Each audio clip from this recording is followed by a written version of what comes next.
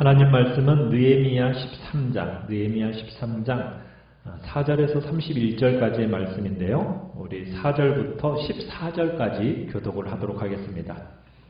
느헤미야 13장 4절에서 14절까지 교독합니다. 4절 제가 먼저 읽겠습니다.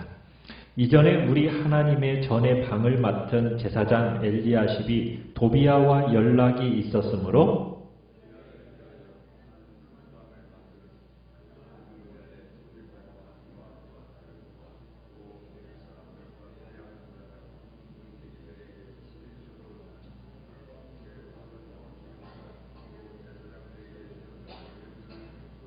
그때에는 내가 예루살렘에 있지 아니하였느니라. 바벨론 왕 아닥사스다 32년에 내가 왕에게 나아갔다가 며칠 후에 왕에게 말미를 청하고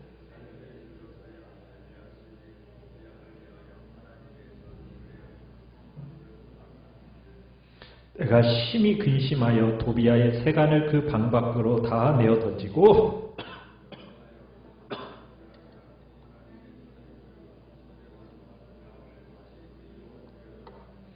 내가 또 알아본즉 레위 사람들이 받을 몫을 주지 아니하였으므로 그 직무를 행하는 레위 사람들과 노래하는 자들이 각각 자기 밭으로 도망하였기로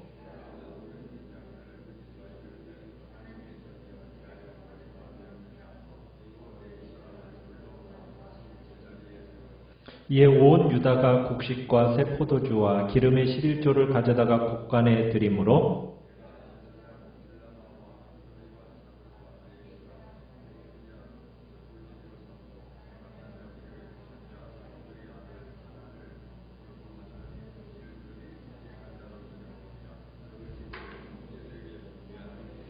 같이 있습니다. 내 하나님이여 이 일로 말미암아 나를 기억하옵소서. 내 하나님의 전과 그 모든 직무를 위하여 내가 행한 선한 일을 도말하지 마옵소서. 아멘. 오늘 말씀의 제목은 반복되고 계속되어야 하는 개혁이라는 제목으로 말씀을 나눕니다. 오늘 우리가 보게 되는 이제 느헤미야 13장으로 우리가 지금까지 봤던 에스라 느헤미야서가 맞춰지게 됩니다. 느헤미야 13장은 어떻게 보면 성경과 기독교를 잘 보여주는 전형적인 장이다라고 볼 수가 있습니다. 우리가 느헤미야 6장에서 성벽이 완성되는 것을 봤고요. 그리고 8장에서는 말씀의 부흥이 왔습니다. 9장에서는 하나님의 말씀을 들으면서 죄를 토설하고 회개하는 장면을 보았고요. 10장에서는 하나님과의 그 언약을 계속해서 깨뜨려 왔던 그 이스라엘 백성들이 이제는 언약을 제대로 지키겠다 하면서 하나님과 새로운 약속을 맺는 장면을 보았습니다. 그리고는 11장과 12장에서는 백성들 중에 일부가 예루살렘에 들어가서 살겠다라는 그런 결심한 사람들의 명단을 보았어요. 그리고 12장 끝에 가서는 성벽 봉헌 예배로서 정말 감격적인 예배가 드려지게 되는 걸 보았고, 그로 인해서 이제 이 백성들이 삶의 예배가 살아나는 것을 보았습니다. 참 6장부터 12장까지 계속해서 어떻게 보면 절정을 향해서 치달아왔어요. 여러분, 그러면은 이제 13장 어떻게 마무리 지으면 좋겠어요? 마무리 어떻게 지으면 딱 좋겠습니까? 여러분, 보통의 드라마나 소설이나 책이나 영화를 보면은 절정을 향해 딱 달려가다가 마지막 13장에 기대하는 건 뭐예요? 해피엔딩. 그죠? 좋게 마무리 짓고 딱 끝나버리면은 좋잖아요. 근데 우리가 오늘 느헤미야 13장을 보는데 해피엔딩으로 안 끝나요. 그렇게 끝나지 않고 레위 사람들이 섬기던 하나님의 성전을 떠나서 살 길을 찾아 도망쳐버렸더라. 백성들이 안식일에 장사를 하더라. 안식일을 범하는 기록들이 나오고, 또 일반 백성들은 말할 것도 없고 제사장조차도 이방 여인을 취해서 혼인을 하더라. 그런 마음 아픈 사건들이요 13장에 빼곡하게 기록이 되어 있습니다.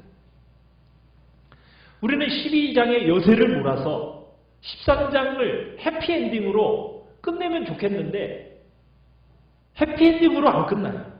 참 우리의 마음을 불편하게 만듭니다. 요즘에는 뭐 드라마도 비극으로 끝나려고 하면 막 청원을 넣어가지고 해피엔딩으로 만드는 시대인데, 그런데 성경은 13장을 해피엔딩으로 안 끝내요. 우리의 마음을 아주 불편하게 만들어 놓고 끝내버립니다. 여러분, 이게 성경이고 이게 기독교예요. 기독교와 성경은 사람의 마음을 따뜻하게 만들어내는 동화책이 아니에요.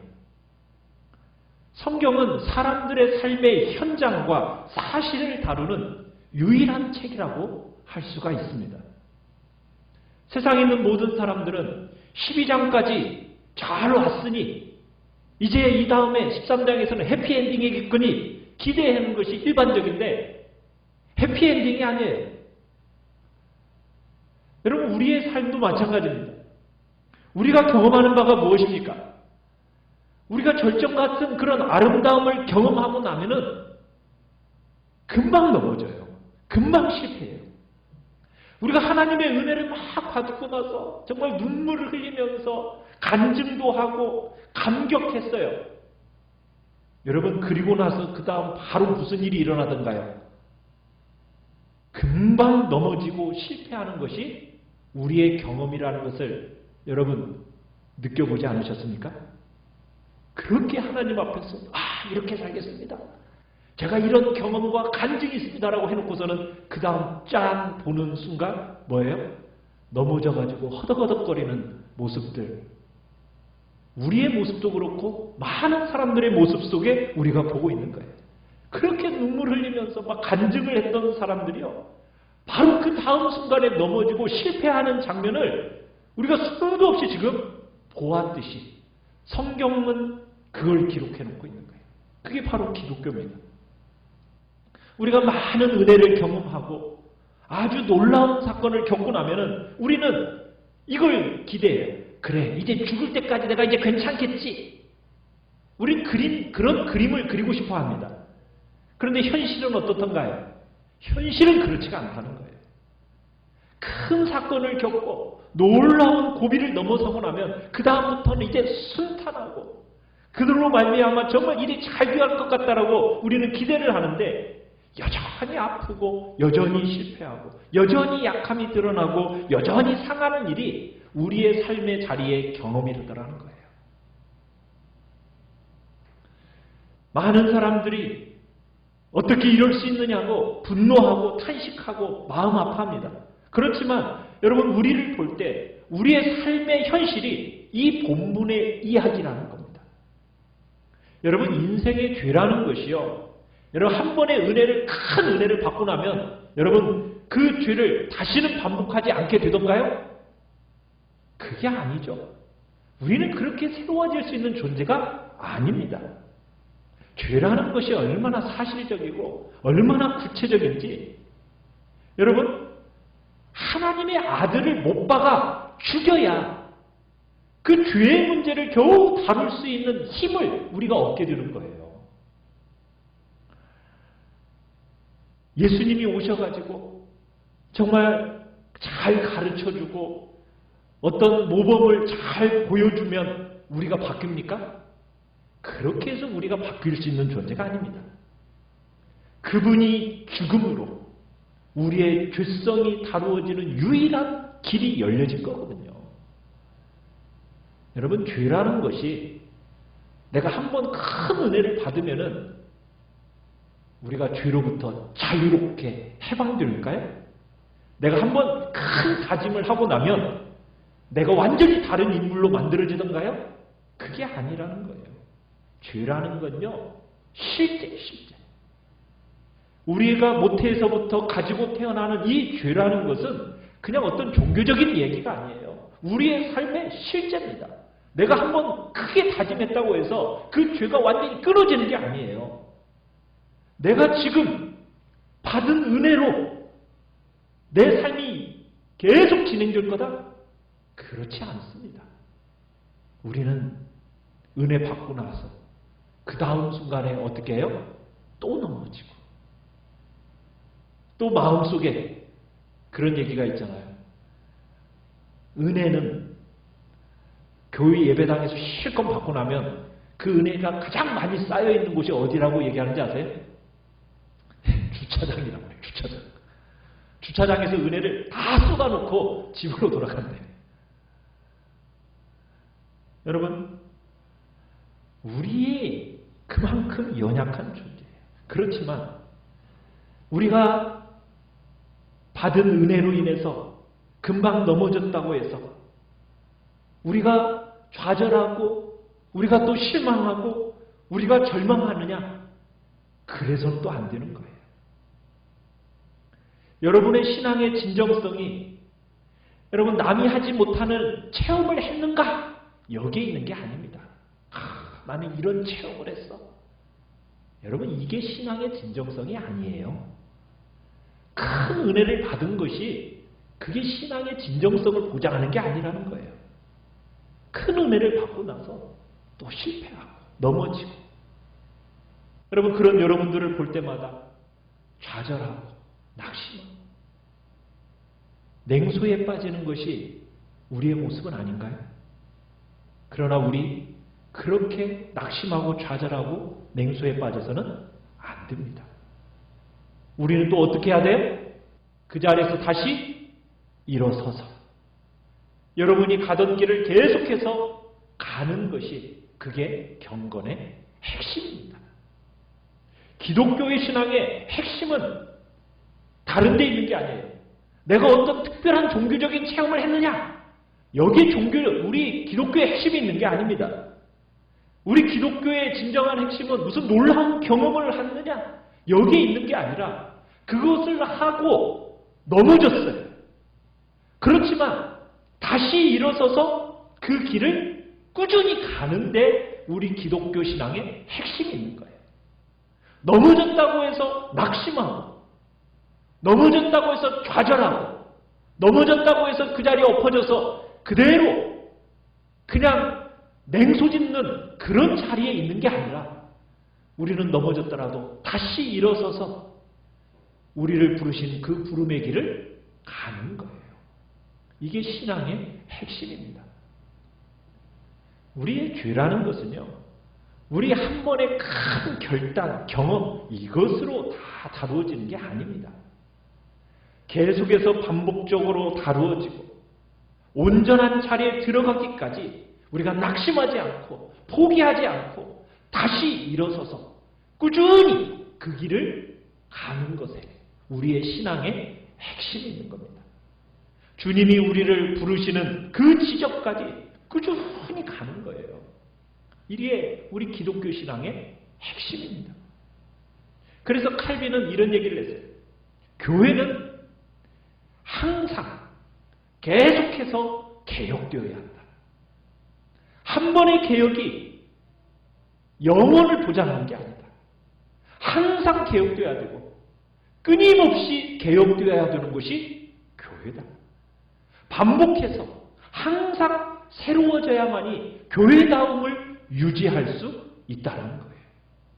한번 큰 은혜를 받았다고 해서 그것이 마치 계속 보장될 수 있다 아니라는 겁니다.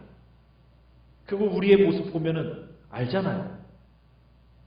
여러분 그렇다고 해서 실망해요? 실망해서는 안 돼요. 이런저런 다짐 했어요. 또 넘어졌어요. 또 넘어지니까 내 믿음이 정말 어디 있는 거야? 탄식하면서 괴로워하고 있습니까? 여러분 그런 실패를 예사로 생각하면 안 되지만 그렇다고 해가지고 낙심해서는 안 되는 거예요. 낙심하는 거 누가 제일 좋아할까요? 마귀가 제일 좋아하는 게 낙심이에요. 우리는 어떻게 해야 돼요? 다시 일어서서 내가 가야 할 그 길을 또 가는 거예요. 이게 우리 기독교 신앙의 핵심입니다. 느헤미야가 척박한 땅에 와가지고 정말 기적 같은 개혁을 이루었고 부흥을 일궈냈어요. 그리고 나서 잠시 아닥사스다 왕에게 다시 돌아갔어요. 잠시 비웠습니다. 그 잠시 비운 사이에 이스라엘 공동체가 어떻게 돼버렸어요? 무너져 내려버리는 것을 보고 있는 거예요. 느헤미야가 잠시 바벨론에 갔다가 돌아왔더니 부흥을 경험했던 그 공동체가 무너지기 시작하고 있는 겁니다. 다시 개혁을 그래서 느헤미야가 반복하고 있는 거예요. 우리에게 있어서 이런 자세가 너무나도 필요합니다. 우리는 할 수 없는 죄인들이에요. 주님을 못 박아 죽인 장본인들입니다. 우리의 문제는 그분이 오셔서 죽어야만 다루어지는 그런 중한 문제입니다. 한두 번의 결심으로 한꺼번에 해소될 수 없어요. 내가 이렇게까지 결심했는데 또 넘어졌네. 여러분, 그러면서 낙심하거나 냉소에 빠지지 마십시오. 다시 일어나십시오. 그리고 여러분을 부르신 그 부름의 길을 우리는 꿋꿋이 걸어가는 거예요. 여기에 경건의 핵심이 있습니다. 낙심하면 안 됩니다. 일어서서 가던 길, 또 그 길을 가십시오. 여러분, 느헤미야가 개혁을 했고 또 개혁하는 어떤 영역들이 있는가 우리 다시 한번 보겠습니다. 우리 4절 5절 같이 한번 읽어보겠습니다. 느헤미야 13장 4절 5절입니다. 시작. 이전에 우리 하나님의 전의 방을 맡은 제사장 엘리야십이 도비야와 연락이 있었으므로 도비야를 위하여 한 큰 방을 만들었으니 그 방은 원래 소재물과 유향과 그릇과 또 레위 사람들과 노래하는 자들과 문지기들에게 11조로 주는 곡물과 새 포도주와 기름과 또 제사장들에게 주는 거제물을 두는 곳이라. 자, 4절과 5절에서 일어났던 이 일, 지금 도비야에게 한 큰 방을 내준 일을 7절로 넘어가 보면 뭐라고 설명을 하고 있습니까? 7절 읽어보겠습니다. 시작. 예루살렘에 이르러서야 엘리야십이 도비야를 위하여 하나님의 전들의 방을 만든 악한 일을 안지라. 무슨 일이라고 이게? 악한 일이라고 해요. 악한. 하나님의 전이라는 것은 하나님과 하나님을 위해서 구별된 공간인데 이 공간을 누구에게 줬다고요? 도비야라는 사람에게 방을 내줬다는 거예요. 여러분, 도비야가 어떤 인물입니까? 도비야라는 사람은 우리가 느헤미야가 이스라엘에 와가지고 이스라엘을 부흥시키려고 할 때 제일 중요한 대적 중에 한 사람이 바로 도비야예요. 사장에서 대적들이 나올 때 유명한 두 인물 나왔죠. 누구와 누구? 산발랏과 도비야. 그 중에 한 사람이 도비야란 말이에요. 그러니까 이스라엘의 대적이란 말입니다. 그런데 이 6장 후반부쯤에 가면요, 산발랏과 도비야라는 이름이 바꾸어서 나와요. 도비야와 산발랏 이렇게 나와요. 무슨 얘기를 하는 거겠어요? 나중에는, 처음에는 정말 산발랏이라는 사람이 가장 중요한 대적이었는데 시간이 지남에 따라서 나중에는 누가 더 주된 대적이 되었다라는 거예요? 도비야라는 사람이 주된 대적이 되었다는 거예요. 이 도비야는 유대인들하고 혼인을 통해서 자기 사람들을 많이 끌어들여서 세력이 커져버렸어요. 그래서 나중에는 이 도비야가 더 주된 대적의 역할을 했던 겁니다. 여러분, 도비야라는 이름 자체도요, 도비야 하면 야가 무슨 어디에서 나온 야겠어요? 여호와를 야훼라고도 하잖아요. 그러니까 야훼의 야란 말이에요. 그러니까 유대식 이름이에요. 신앙 고백이 들어있는 이름이에요. 거기다가 도비야가 아들도 이름을 지었는데 뭐라고 지었냐면 여호하난 이렇게 지었어요. 거기서 여호하난 할 때 여호가 무슨 뜻이 있겠어요? 여호와 할 때 그 여호란 말이에요.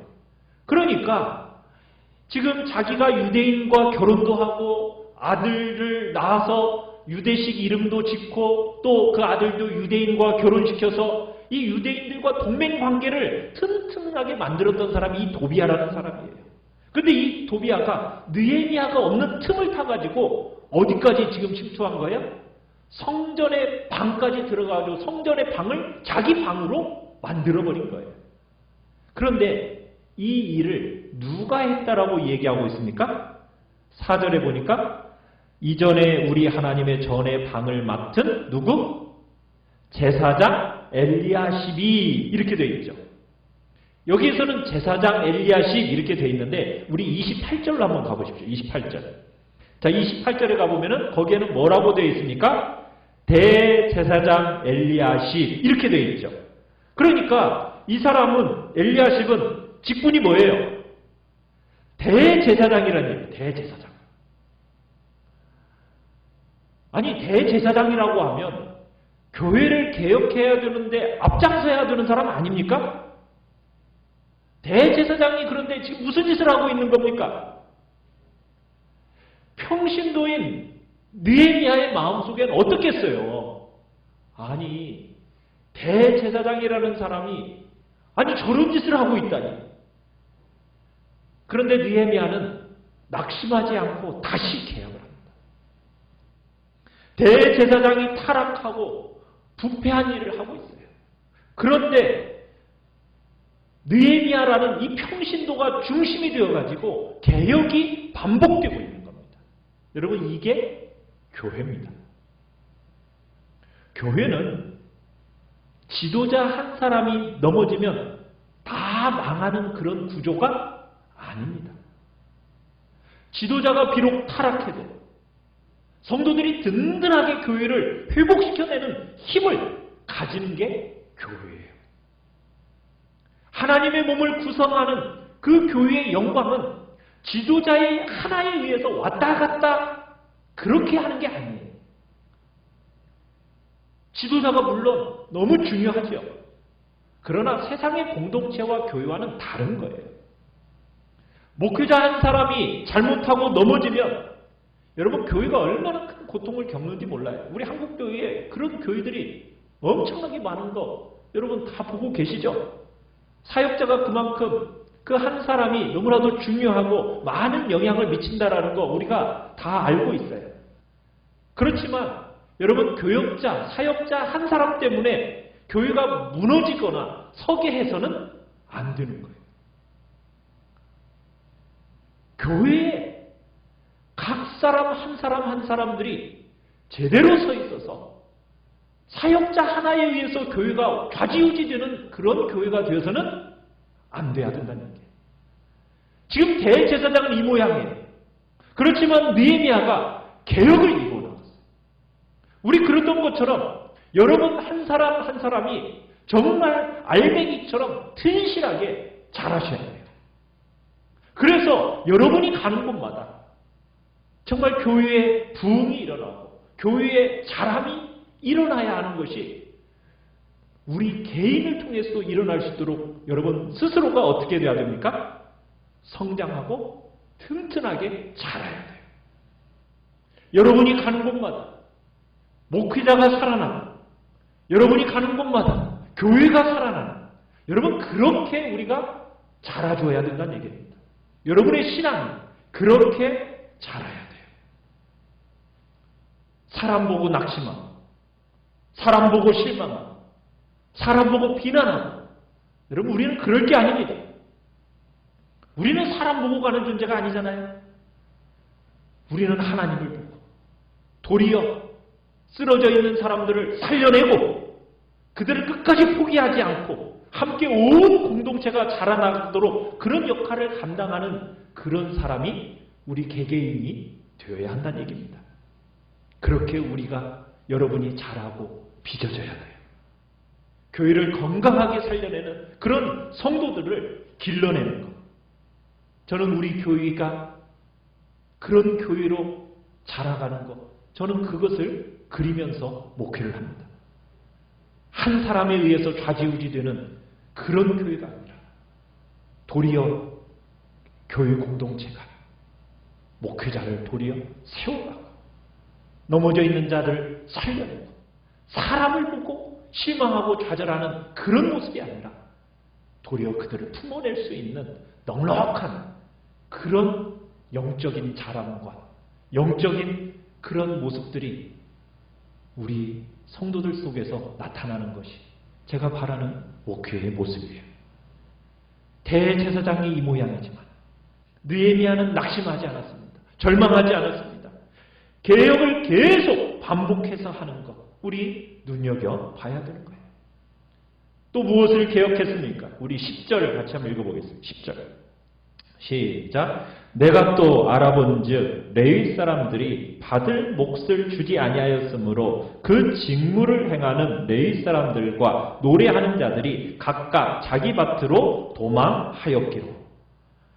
여기서 지금 백성들과 레위 사람들의 어리석음이 허물이 드러나고 있죠. 레위 사람들에게는 기업이 있습니까? 없습니까?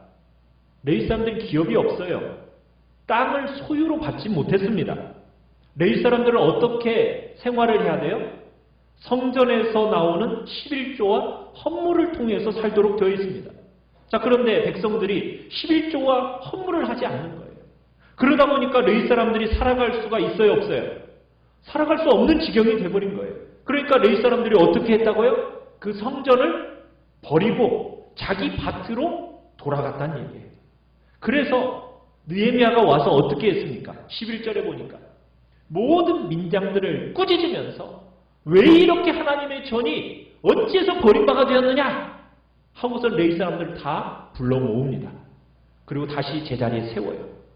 그리고는 온 유다 백성들로 하여금 어떻게 합니까? 11조를 드리도록 만드는 거예요. 헌물을 드리도록 만드는 거예요.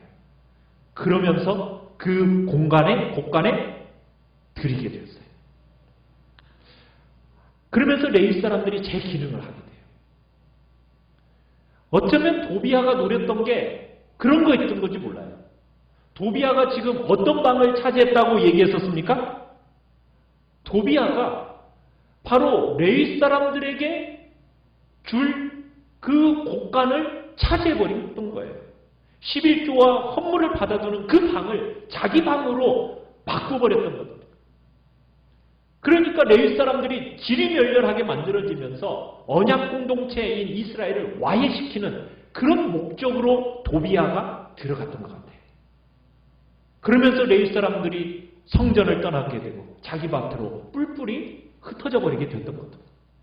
그러나 느헤미야가 와서 다시 그들을 부르고 그리고 이스라엘 백성들이 다시 헌물을 성전에 가져오기 시작하니까 이제 그곳이 안정이 되어지는데 11조와 헌물을 어떻게 지혜롭게 하는지 한번 볼까요? 13절을 읽어보겠습니다.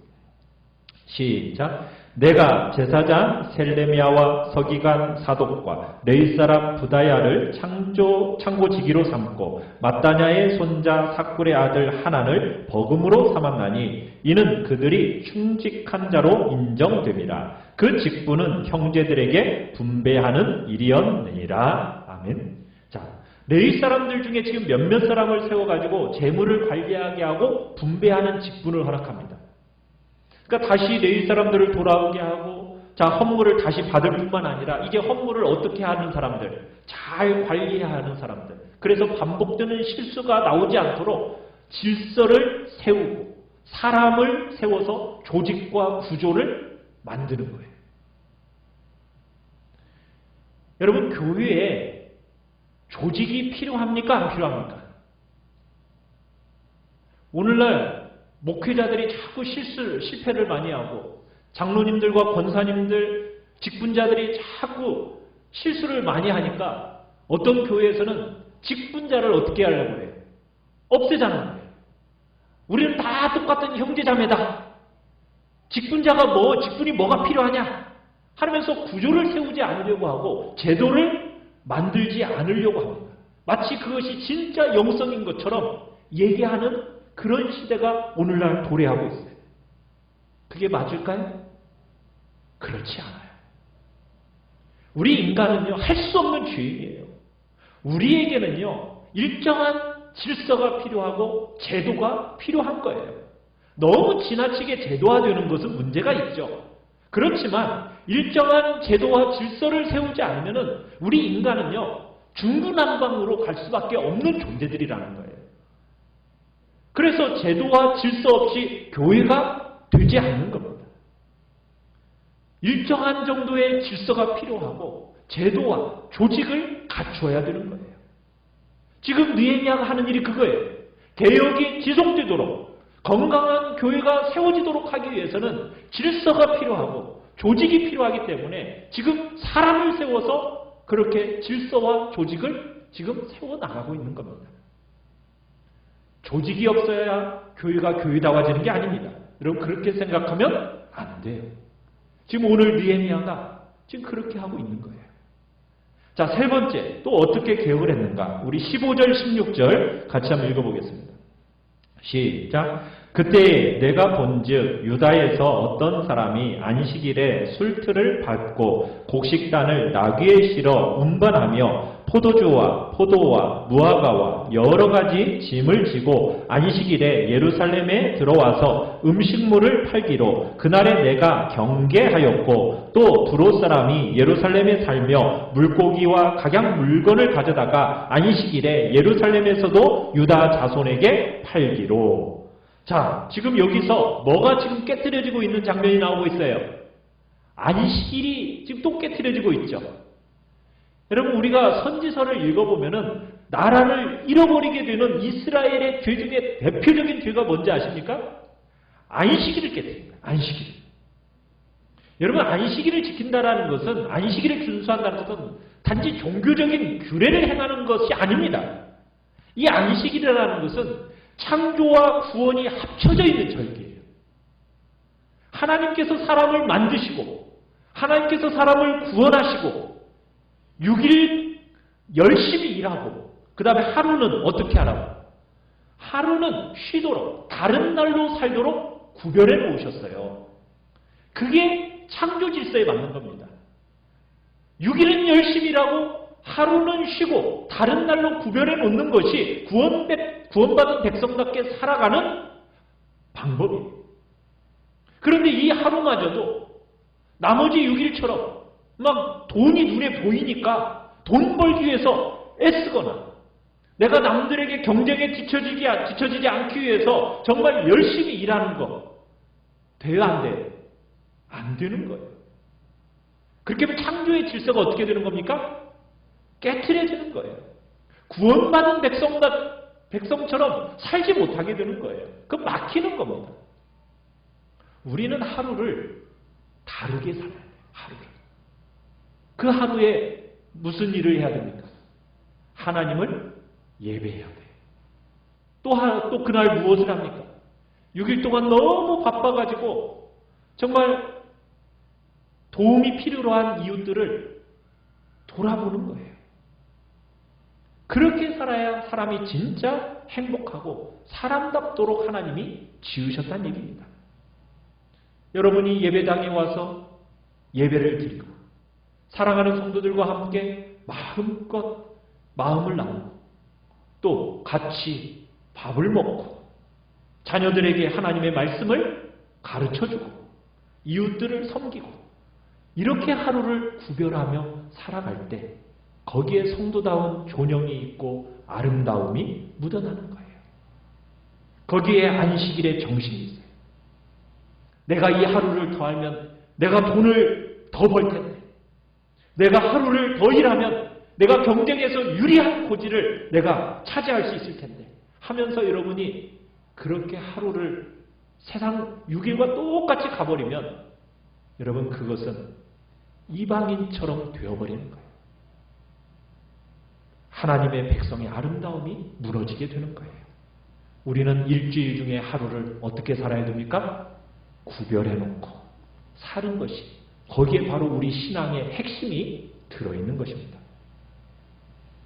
나라를 잃었어요. 다시 돌아왔어요. 그런데 이 백성 안에 또 똑같은 과제가 반복되고 있는 거예요. 우리에게도 마찬가지예요. 여러분 이건 큰 싸움이고 유혹인 겁니다. 우리는 하루를 다르게 살아야 되는 거예요. 이 시대의 정신처럼 살면 안 됩니다. 축차 살자. 그냥 돈 벌고 경쟁에서 이기고. 우리는 그렇게 하루를 쓰면 안 되는 거죠. 우리는 그렇게 안식일을 깨트려서는 안 돼요. 우리는 우리의 욕심 때문에 그런 자리로 가서는 안 돼요. 어떻게 하고 있습니까? 자, 우리 19절을 같이 한번 읽어보겠습니다. 19절. 시작. 안식일 전 예루살렘 성문이 어두워갈 때에 내가 성문을 닫고 안식일이 지나기 전에는 열지 말라 하고 나를 따르는 종자 몇을 성문마다 세워 안식일에는 아무 짐도 들어오지 못하게 하였으므로. 이제 느헤미야가 안식일을 잘 지켜낼 수 있도록 구체적인 방안을 만들어냅니다.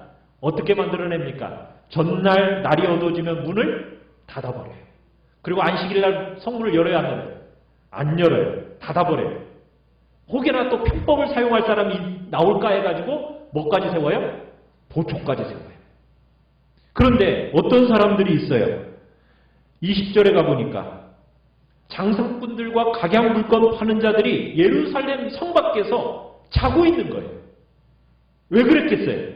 지금 문이 다 닫혀 있는데도 이 사람들이 와가지고 밖에서 자고 있어요. 시간이 지나면 느슨해질 거라는 것을 기대하는 거죠. 또 보초한테 뇌물 한 푼 이렇게 딱 찔러주면 들어갈 수 있을 거라고 생각을 하는 거죠. 그리고서는 그걸 믿고 포기하지 않고 자고 있으니까 느헤미야가 어떻게 합니까? 21절에 니들 계속 그렇게 하면 어떻게 하겠다? 내가 잡아가겠다. 감옥에 가둬버리겠다. 정말 안식일을 제대로 지키도록 만들려고 정말 느헤미야가 애를 쓰고 있는 모습 보는 겁니다. 우리는 주일을 구별된 거룩한 날, 우리는 세상과는 다른 날로 구별하고 살아가는 것이 우리의 모습이 되어야 됩니다. 자, 마지막 네 번째로 느헤미야가 개혁한 게 무엇일까요? 우리 23절을 읽어보겠습니다. 23절 시작. 그때에 내가 본즉 유다 사람이 아스돗과 암몬과 모압 여인을 맞아 아내로 삼았는데, 아내로 삼았어요. 그러더니 24절 시작. 그들의 자녀가 아스돗 방언을 절반쯤은 하여도 유다 방언은 못하니 그 하는 말이 각 족속의 방언이므로. 자, 포로에서 유다 땅으로 돌아온 백성들이 지금 제일 어려운 주제가 뭐냐면 이방결혼. 이 이방결혼에 대해서는 우리가 에스라서에서도 9장과 10장에서 정말 몸살을 앓으면서 금식하면서 이 다루었던 문제라는 거 우리가 봤어요. 그런데 오늘 본문에서 또 반복되고 있는 거예요. 엄마들이 이방 여인이다 보니까 아이들이 말을 어떻게 하고 있어요? 이방 말은 절반쯤 하는데 유대 말을 해요, 못해요? 거의 못하는 거예요. 여러분, 이게 왜 중요한지 아십니까? 유대교나 기독교는 말씀의 종교예요. 말씀의 종교. 여러분, 말을 못하면요 신앙의 전수가 불가능한 겁니다. 하나님의 말씀이 뭘로 기록이 되어져 있어요? 히브리어로 기록되어져 있어요. 그런데 유대말로 신앙이 전수가 되어져야 되는데 지금 말을 못해. 이 사실을 보고 지금 느헤미야의 마음이 얼마나 아팠는지 25절 어떻게 했는가 한번 볼까요? 시작. 내가 그들을 책망하고 저주하며 그들 중 몇 사람을 때리고 그들의 머리털을 뽑아버렸어요. 머리털을 그냥 어떻게 해버렸어요? 뽑아버렸어요.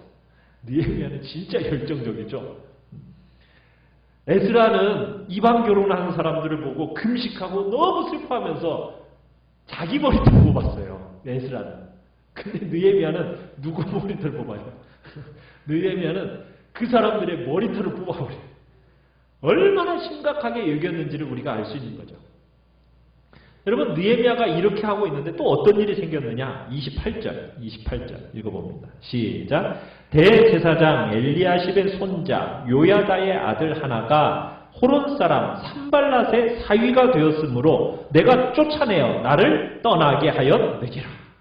지금 느헤미야가 뜨거운, 정말 견딜 수 없는 그 뜨거움을 가지고 머리털까지 뽑아가면서 정말 바로잡고 싶어 했는데 이거 대제사장 집안의 손자라고 하는 놈이 이방 여인을 취해가지고 결혼한 거예요. 지금 어처구 없는 일들이 지금 반복해서 일어나고 있는 거예요. 그래서 느헤미야가 어떻게 해버렸어요? 쫓아내버렸어요.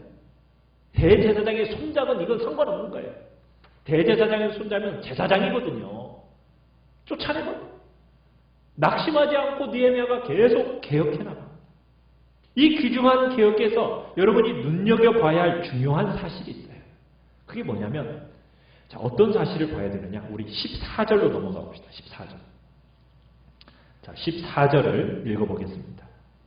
시작. 내 하나님이여, 이 일로 말미암아 나를 기억하옵소서. 내 하나님의 전과 그 모든 직무를 위하여 내가 행한 선한 일을 도말하지 마옵소서.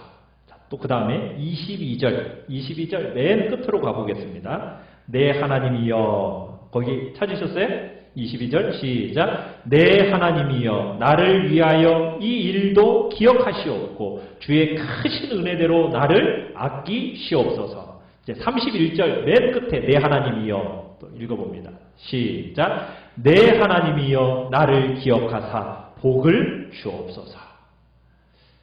여러분, 느헤미야가 예루살렘 성벽의 형편을 들었을 때 제일 먼저 했던 것이 뭐였었죠? 그때도 기도였어요. 왕을 만나러 가기로 결심했을 때 왕을 만나서 느헤미야가 제일 먼저 했던 것도 뭐였었죠? 기도였어요. 이스라엘 땅에 돌아와서 이스라엘 땅이 어떻게 되었는지 보면서 개혁하고 하나하나 반복해서 계속해서 새롭게 바로잡으면서 느헤미야가 지금 반복해서 하고 있는 일이 또 무엇이에요? 기도하고 있어요. 기도. 교회를 새롭게 하고 하나님의 백성들을 바르게 변화되게 하고 교회를 교회답게 그렇게 개혁을 위해서 너무나도 중요한 핵심이 있는데 그게 뭐라고요? 기도예요. 무릎입니다. 여러분, 사람의 의식만 바르게 바뀌어 있으면 교회가 개혁되는 게 아니에요.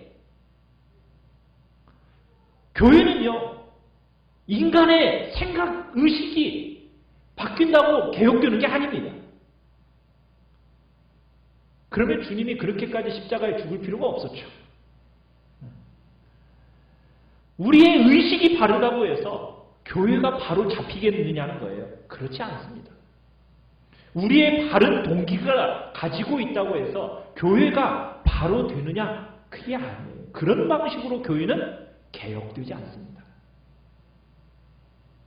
교회는 바른 동기, 바른 의식, 그것도 중요하지만 그와 함께 무엇이 함께 들어가야 되는 거예요? 기도가 들어가야 돼요. 무릎이 들어가야 돼요. 하나님이 돕지 않고 하나님이 역사하지 않으면요, 교회는 바로 잡힐 수가 없다라는 거. 우리가 그거 알아야 됩니다. 느헤미야는 지금 죄로 거듭거듭 실패하고 또 넘어지고 또 넘어질 수 없는 존재라는 거 너무너무 잘 알고 있어서 반복해서 지금 개혁을 계속 진행해 나가고 있는데, 느헤미야가 처음 개혁을 시작할 때부터 개혁을 계속 진행해 나가는 동안 느헤미야가 반복해서 하고 있는 일이 지금 뭐예요? 기도하는 거예요. 하나님 앞에 무릎을 꿇는 거예요. 하나님 앞에 도움을 간구하는 거예요. 하나님의 역사하심과 하나님의 일하심을 기대하면서 끊임없이 기도의 자리로 나아가는 거예요. 이 시대 속에 한국 교회를 바라보면서 막 교회가 새롭게 되어져야 된다고,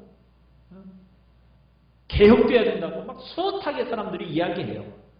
그런데 그런 사람들 다 냉소로 뒤집어집니다.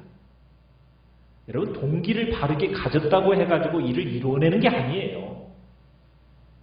아무리 그 동기를 바르다 하더라도요, 그 동기가 중요하지만 그 동기가 개혁을 일으키는 게 아닙니다. 누가 개혁을 일으키는 거예요? 하나님이 역사하셔야 돼요. 하나님이 돕지 않으시면 이 반복되고는 계속되는 개혁은 불가능한 거예요. 그래서 무릎이 관건입니다. 느헤미야가 낙심하지 않고 반복해서 개혁을 해올 수 있었던 게 그 핵심적인 동력이 무엇이라고요? 바로 느헤미야의 기도입니다. 느헤미야의 무릎입니다. 의식 있는 사람이 문제를 쳐내는 게 아니에요. 교회는 이렇게 해야 돼 하면서 자기 생각과 자기 의식, 여러분, 그걸로 해결되는 게 아니에요. 결국 하나님을 온전히 의지하는 사람이 문제를 바르게 해결하면서 교회가 바르게 되는 거예요. 오늘 우리 가운데도 필요한 게 무엇입니까? 무릎을 꿇는 것이 중요한 거예요. 누군가가 대신해 주기를 기대하지 말고 우리 한 사람 한 사람이 하나님 앞에 무릎을 꿇어야 되는 겁니다. 그리고 여러분 하나하나가 정말 바른 변화를 주도해 나가는 그런 사람으로 드러날 때, 그럴 때 우리 교회가 온전해지게 되는 겁니다. 그리고 우리 교회를 통해서 한국교회와 한국 땅을 섬기는 참됨을 경험하게 될 것입니다. 오늘 우리는 주님 앞에 무릎 꿇고 낙심하지 않고 정말 일어서서 가던 그 길을 계속해서 가는 우리의 모습이 되기를 바랍니다. 그래서 우리 모두가 주님의 교회를, 우리의 한국교회 이 땅을 구석구석 살려내는 참된 변화를 일으키는 우리가 되고 우리의 교회가 되기를 간절히 바랍니다. 간절히 바랍니다. 간절히 바랍니다. 간절히 바랍니다.